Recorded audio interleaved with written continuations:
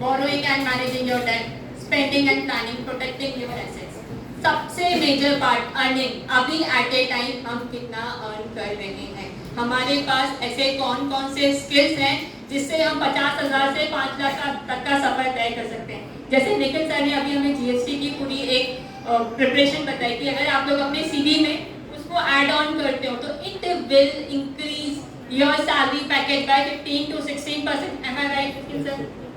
आप स्टडी करके देख सकते हो. अगर एक जीएसटी आपको कंप्लीटली आता है तो वो आपके रिज्यूम को, आपकी सैलरी पैकेज को 15 से 16% बढ़ा सकता है. दीज आर द स्किल्स जिसको हमें अपने अंदर अडॉप्ट करनी है जिससे हमारा सैलरी पैकेज बढ़े. हमें अपने अंदर ये चेंजेस लाने हैं जिससे वो चीजें ऐड ऑन करनी है जिससे हम मल्टीपल इनकम जनरेट करें.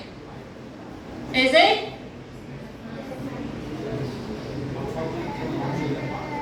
Multiple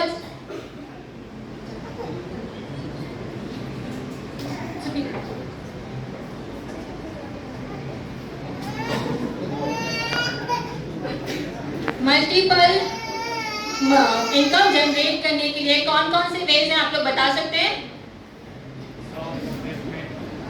stocks investment, this is my major topic. Share market, other one FDs, SIP, insurance. Insurance में दो लोगे कैसे? इंश्योरेंस में दो लोगे कैसे? मेरा कंसर्न ये है कि हमें हमारे अंदर ऐसी चीजें लानी है जिसके थ्रू हम अपने पैकेजेस को बढ़ाएं. सबसे पहले हम जाएंगे सेल्फ एनालिसिस करेंगे कि भैया हमें क्या चाहिए, कहाँ तक पहुँचना है, गोल सेट करेंगे, फॉर्मूला बनाएंगे, सारी चीजें करेंगे. See, I am here to covering my part is technical analysis. Technical analysis के बारे में कौन कौन जानता है, क्या क्या जानता है? शेयर मार्केट में इन्वेस्टमेंट किसको किसको पता है? यू.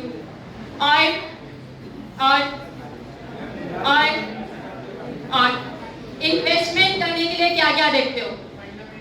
फंडामेंटल और टेक्निकल एनालिसिस. टेक्निकल में क्या क्या जानते हो? टेक्निकल में रेजिस्टेंस, सपोर्ट और trend analysis, P ratio point and हाँ जी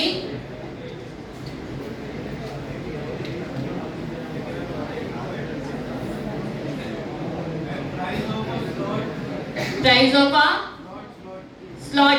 विच स्लॉट?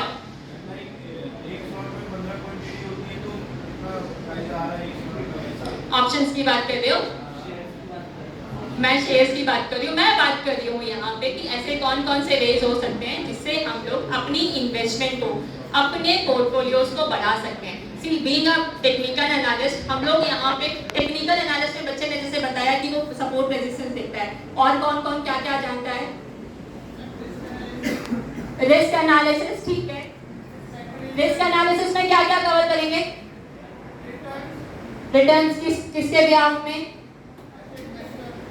हाँ, एज अ इन्वेस्टर मतलब अगर मेरे पास लाख रुपए हैं तो लाख रुपए में डायरेक्टली उठा के स्टॉक मार्केट में डाल दूं. बाइफरकेट करेंगे. कैसे करेंगे?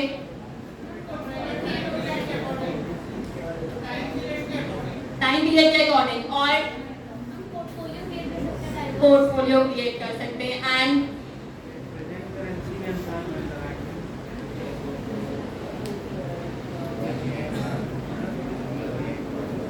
उसके अलावा प्रेजेंट करेंसी के हिसाब से लगाए गए. रेनको चार्ट के बारे में किसी ने सुना है? टेक्निकल एनालिसिस के बारे में क्या क्या जानते हो?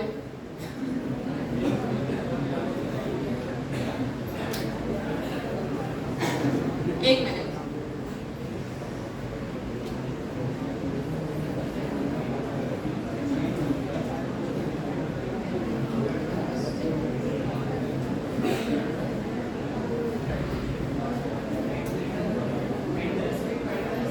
candlestick patterns and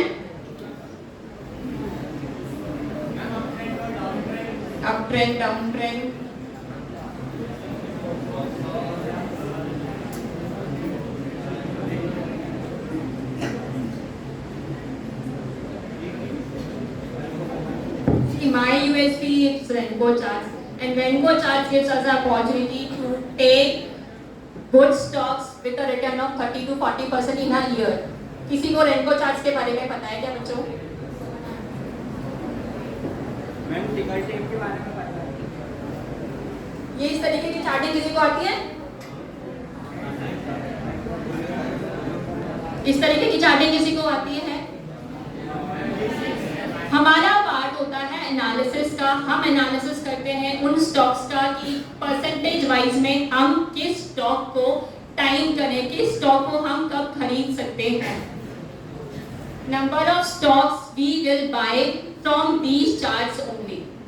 please scripts का नाम लेना शुरू करिए, हम लोग स्टार्ट करते हैं। बच्चों, टेक्निकल एनालिसिस एक वो चीज जिसके थ्रू हम इन्वेस्टमेंट कर सकते हैं। इधर हमारा स्टॉक किसी सपोर्ट्स में आके खड़ा हो, हम एग्जिट प्लान कर सकते हैं एंड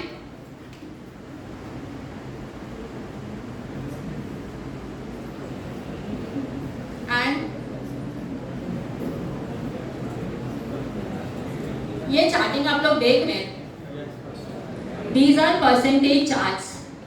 ये 5% का चार्ट है। एक ब्रेक प्लॉट होती है जब हमारा कोई भी स्टॉक मूव करता है 5% के above. These are Renko charts.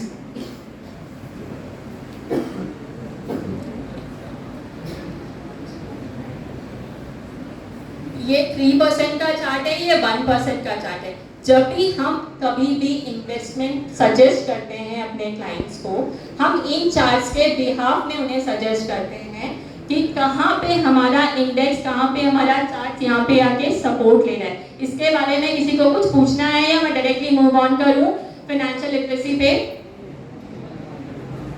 Anyone interested? You want to?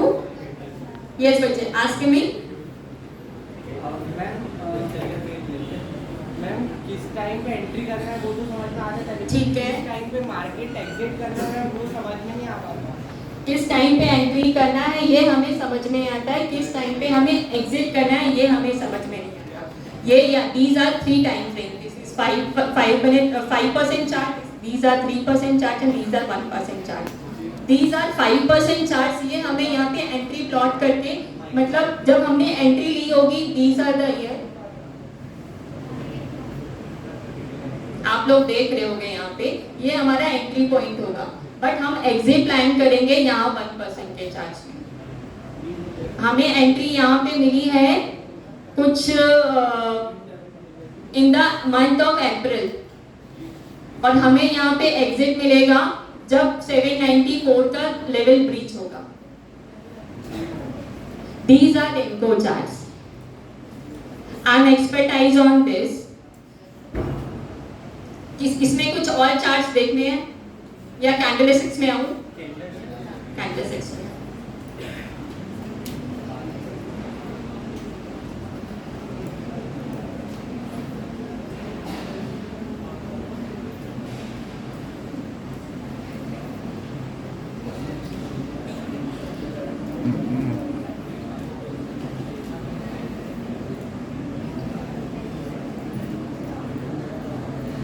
We will cover it later on. My topic is, I am invited here to cover that topic is financial literacy. We will cover it later on.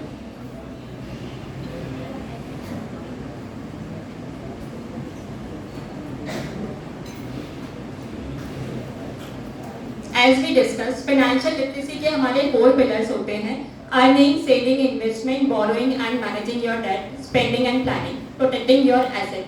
हमें इस तरीके से अपने future को plan करना चाहिए।